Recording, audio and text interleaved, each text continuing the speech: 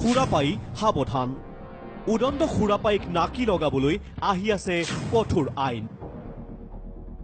বিধানসভাত অসম আবকাৰী সংশোধনী বিধেয়ক 2018 গৃহীত হোৱাৰ লগে লগে সুৰাজনিত অপৰাধক কঠোৰ আইনে সাঙুৰি লোৱাৰ পথ প্ৰশস্ত হৈছে।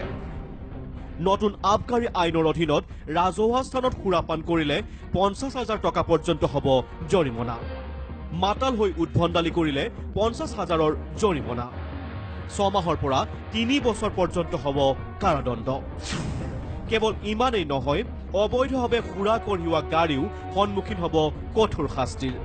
গাড়ীত অবৈধ সুৰা কঢ়িয়ালে 50,000ৰ পৰা 5 লাখ টকা পৰ্যন্ত হ'ব জৰিমনা, লগতে নিলাম হ'ব গাড়ীখন।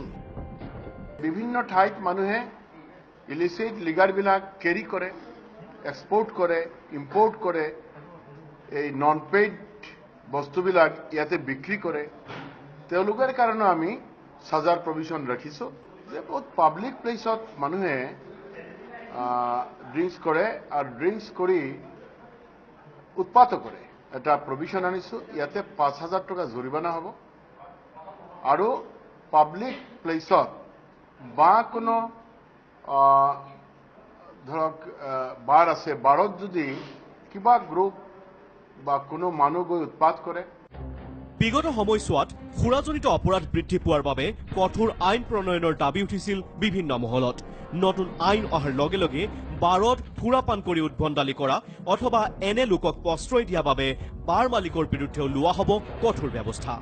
বাৰৰ মালিক বা দোকানেৰ মালিক তেওঁৰ কাৰণে এটা প্ৰভিজন ৰখা হৈছে যে তেওঁলোকৰ আমি এই জৰিমনাৰ মাত্ৰাটো বঢ়াই দিয়া হ'ব আৰু তেওঁলোকৰ সাজাও হ'ব। Bureau report, news live.